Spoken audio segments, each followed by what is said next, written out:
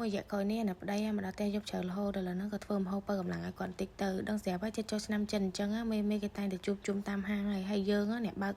ឡានហ្នឹងគឺតែងតែនៅចាំមេហ្នឹងហើយអញ្ចឹងហើយតែមេមកស្មានណាគឺនៅស្មានហ្នឹងដែរហើយឥឡូវហ្នឹងខ្ញុំចាប់ដើមធ្វើជាមួយនឹងគោកិច្ចសម្រាប់បើឲ្យប្តីអញ្ចឹងណាដើម្បីគាត់មានកម្លាំងតិចពួកអីគាត់ធ្វើការហត់នឿយបើកឡានវាមិនបាក់ទេបងប្អូនប៉ុន្តែ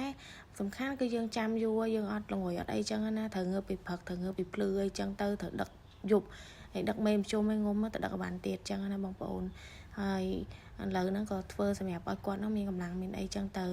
ហើយបន្លែគឺខ្ញុំទិញតាមប្រទេសដែលគេមកលក់នៅជិតផ្ទះហ្នឹងទេបងប្អូនមានអីចង់អីដាក់ហ្នឹងទៅហើយថ្ងៃនេះគឺខ្ញុំធ្វើកូកិច្ចបងប្អូនចឹងហើយបងប្អូនដែលអត់ទាន់ចេះធ្វើអាចមើលបានឥឡូវរៀបចំបន្លែរួចរាល់អស់ហើយចាប់ដើមដាក់កាឆេងមកយកមកលាងសម្អាតមួយទឹកយកឲ្យបាន 2-3 ទឹកចឹងណាបងប្អូនហើយរៀបលាងរួចរាល់ហើយលាងសាច់លាងអីយើងណាហើយសាច់គោមុននឹងយើងយកមកធ្វើគឺយកដល់ប្រភេទសាច់គោសាច់ផុយណាបងប្អូនហើយឥឡូវនេះគ្រឿងក្រៅសម្រាប់យើងធ្វើទឹកជ្រលក់ប៉ុន្តែមុនធ្វើទឹកជ្រលក់ខ្ញុំហាន់មួយសាច់គោសិនសាច់គោបងប្អូនមើលផងកាឡាសាច់គោបើសិនយើងហាន់បដ ாய் សាច់គឺអត់ឆ្ងាញ់ទេអត់ផុយទេតែបើយើងហាន់ទៅតឹងគឺសាច់យើងផុយបានល្អហើយឆ្ងាញ់ណាបងប្អូនទាំងអស់គ្នាហើយឥឡូវយើងហាន់បានរួចរាល់រៀបដាក់ចានមកយើងគោះពងមាន់ក៏បានពងទាក៏បានដាក់ចូលមកគ្រាប់មកបងប្អូនឥឡូវនេះថ្ងៃនេះខ្ញុំនៅជាមួយនឹងទឹកតៅហ៊ូហើយមុននឹងបុកម្ទេសបុកខ្ទឹមឲ្យម៉ត់ណាកុំឲ្យខ្ទាតចេញពីត្បាល់ក៏យើងដាក់ស្ករមកបងប្អូនវាខ្ទាតទេហើយយើងបុកឲ្យម៉ត់មកបន្ទាប់មកយើងមួជាមួយនឹងទឹកតៅហ៊ូរបស់យើងដួសសាច់វានឹងដាក់ចូលកត្រងដើម្បីយើងកិនវាម៉ត់ហើយនឹងចាក់ទឹកវាខ្លះឥឡូវយើងចាប់ផ្ដើមកិនសាច់តៅហ៊ូយកឲ្យម៉ត់ហើយយើងគៀវាមកបងប្អូនគៀវាហើយគឺយើង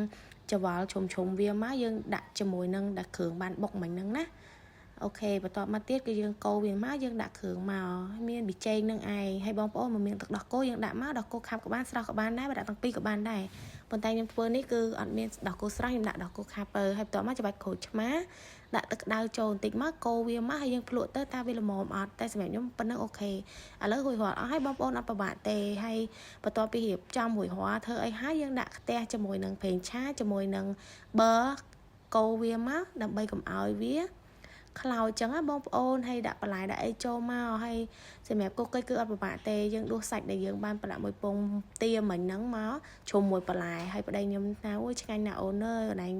បងអស់កម្លាំងផងមកប្រពន្ធធ្វើអញ្ចឹងឆ្ងាញ់ណាស់មានកម្លាំងព្រឺហើយលឺហើយក៏សប្បាយចិត្តមែនទេណាប្តីចូលចិត្តហត់ប៉ុណ្ណាក៏អត់បញ្ហា